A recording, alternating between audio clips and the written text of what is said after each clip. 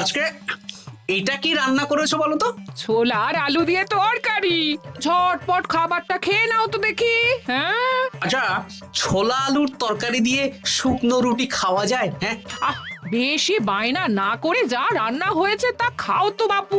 খেয়ে গায়ের শক্তি বাড়াও, কদিন পরে তো ভূতের সাথে লড়াই করতে হতে পারে। হ্যাঁ, ধুর ভূত, হ্যাঁ, ওসব ভূত প্রেতে আমি ভয় পাই না, বুঝলে?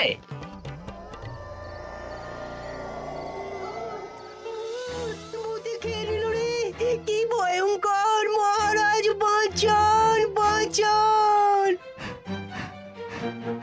মহারাজ উপরে পায়চারি করছেন। কোথায় ভূত?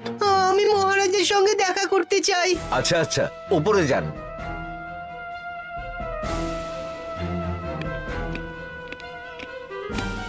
কি হয়েছে সভাকবি?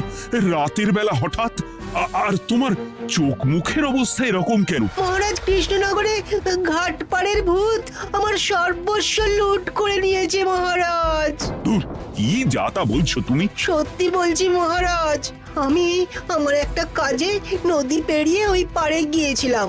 একটু আগে এই পাড়ে এসে নৌকো থেকে নেমে ঘাটের সামনে থেকে একটা গরুর গাড়িতে উঠি।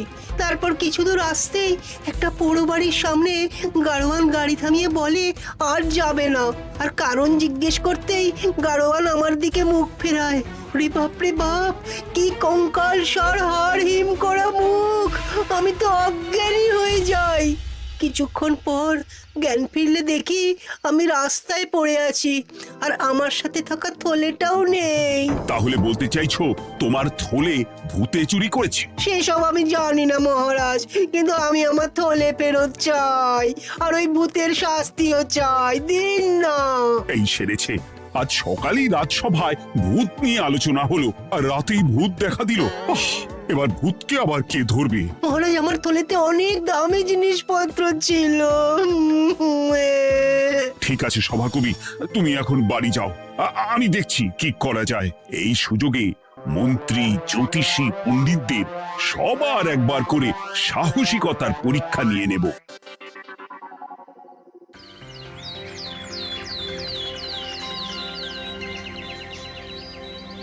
এই তো তোমরা সবাই চলে এসেছো।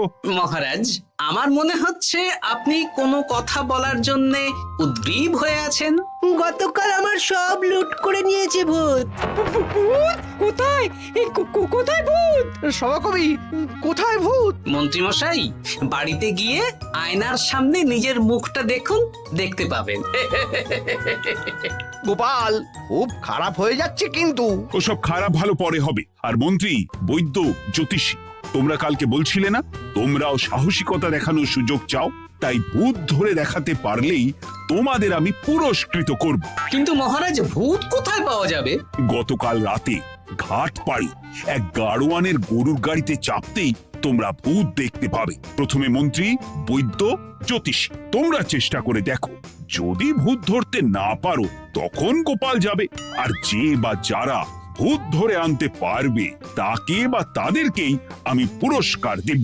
আমার কারো সাহায্য লাগবে না মহারাজ, কিন্তু আপনি এত করে যখন বলছেন, না হয় বৈদ্য আর জ্যোতিষীকে নিয়েই যাব। দেখবেন আমরাই ভূত ধরে আনবো। আমরা বীর, আমরা সাহসী। ওসব ভূত ধরা গোপালের কম্য নয়।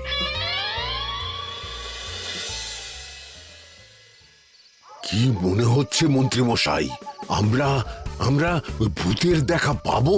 আমার কিন্তু হালকা হালকা ভয় করছে, যদি কিছু সর্বনাশ হয়ে যায়।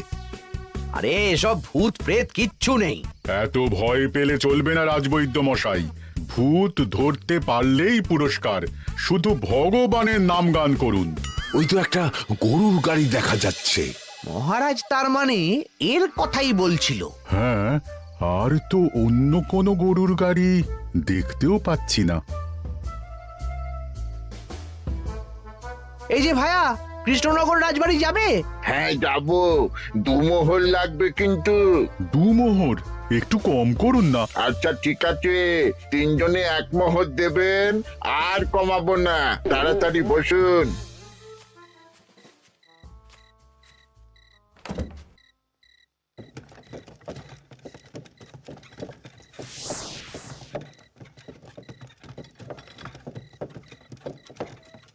দূর দূর, এতক্ষণ কোনো ভূতই নেই। সভাকবি যে কি দেখে ভয় পেয়েছে কে জানে। অকারণে এক মোহর লোকসান। সত্যি আমরা অকারণে সাহসিকতার পরীক্ষা দিতে এলাম।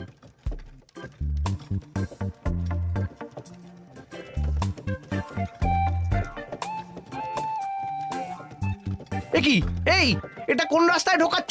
আরে রাজবাড়ি তো এইদিকে না। এটাই তাড়াতাড়ি যাওয়ার রাস্তা।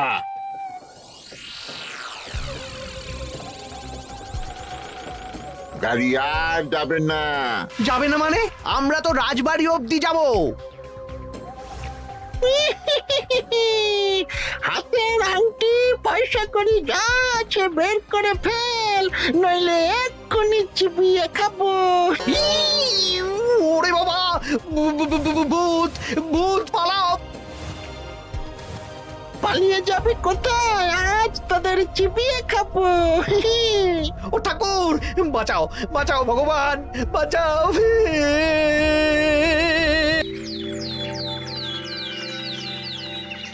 মহারাজ মহারাজ, আমাদের লুট করে নিল।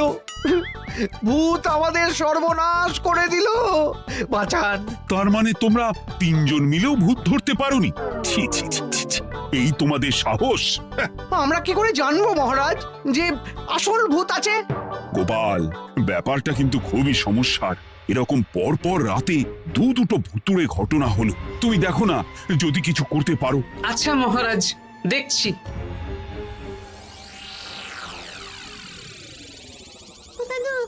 আমার কিন্তু ভয় করছে। শুনলাম কালকে মন্ত্রী মশাইকেও ভূতে তাড়া করেছিল। আমার মনে হচ্ছে কিছু একটা রহস্য আছে। সে যাই রহস্য হোক, আজ আমরা এর শেষ দেখে ছাড়বো। হ্যাঁ, তারপর আমাদের যদি ভূতে ধরে? তোরা কোনো চিন্তা করিস না, সব ওষুধ আমি এই থলে করে নিয়ে এসেছি। হয়তো ঘাটের কাছে একটা গরুর গাড়ি দেখা যাচ্ছে।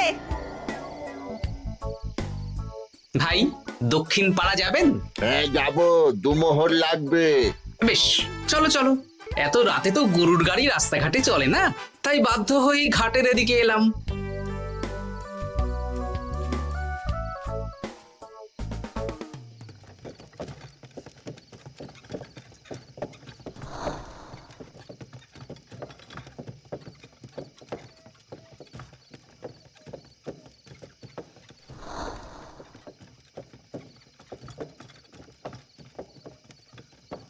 আচ্ছা, অন্য গলিতে নিয়ে আমাদের ভয় দেখানোর মতলব? হ্যাঁ, ঠিক আছে, এগুলো চুপি চুপি চাপিয়ে নে, আমিও পড়ছি।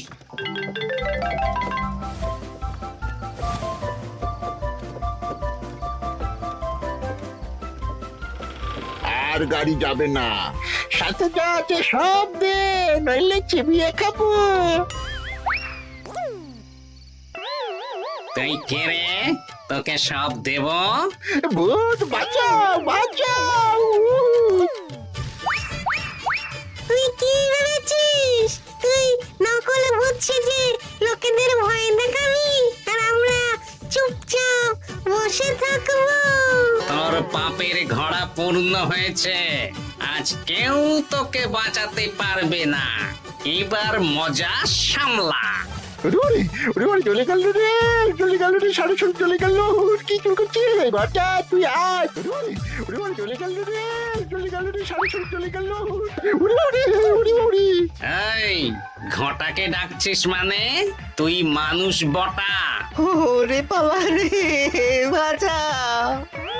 তোদের ধরে নিয়ে যাব, কাল সকালে বিচার হবে।